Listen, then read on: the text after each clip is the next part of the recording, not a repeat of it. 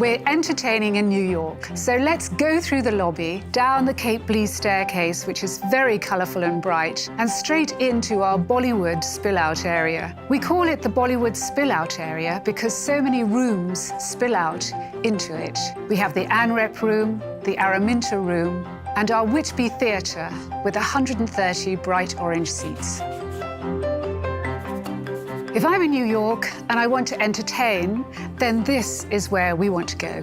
The Bollywood wallpaper has a 6-foot vertical repeat. It's very large. It's backed on Hessian, so there's a lovely warm feeling to that area. And there are Indian deities and rather beautiful women and a few palm trees and even a sacred cow just meandering around the walls. And because it's an area with actually no windows at all, we invited Peter Rocklin to come over, and it's quite fascinating to look at the works. I think these 6 paintings are about his best that I've seen.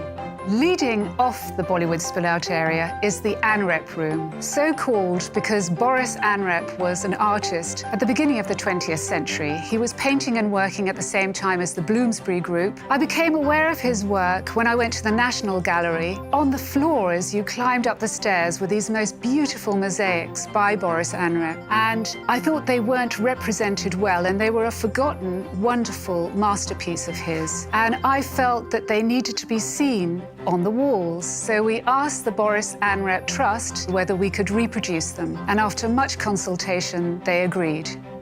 From ANREP, we go into Araminta. You can see more clearly the Melissa White wall paintings. The colour is a nice warm terracotta pink and beautiful greens.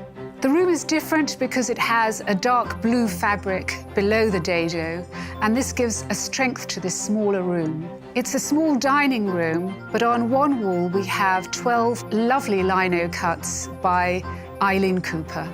Eileen Cooper, who is the keeper at the Royal Academy in London. Her work is filled with mythology, which works so well within our interiors. And that in itself captures the imagination and increases the romantic side of the room.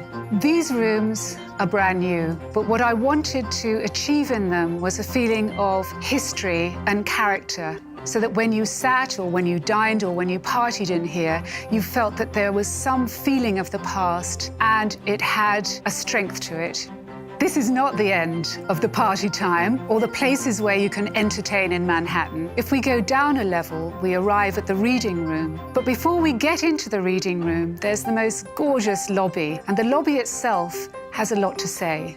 There's a beautiful rootwood table in the center, and above it is a fantastic light by a South African artist in brass and wood, looking like oars rowing across the top of the table. As we open the doors, we arrive at the reading room, which is a magical room with a whole circle of dancing lights around the center table. They're specially commissioned, and they're made of rope and also porcelain. When we designed the bookcase, we wanted to make areas to add other pieces of artwork. And they're mainly by Mimi from Biarritz, who's our friend. She's about 70 years old and has more ideas in her little finger than most people have in a lifetime. In this room, we have her idea of sailing across the Great Atlantic. We have a maiden asleep in a little golden bower. We have a lone person on a desert island underneath very tall palm trees. Then we have a loving couple standing on a wedding cake. Her imagination knows no bounds. This is a fun room, and there are lots of things that you can do within it. You can have a long meeting, you could dine here, you could have a romantic supper, or you could just have a really great bash after watching something at the theatre. We've tried to create spaces that capture the imagination, so when you're in them, there's an experience before even your party or entertaining starts. We try and create talking points within the room. There are little surprises, quirky little things happening, something that makes you aware of your surroundings. And that's one way to start a brilliant evening, and it's one way to start enjoying yourself.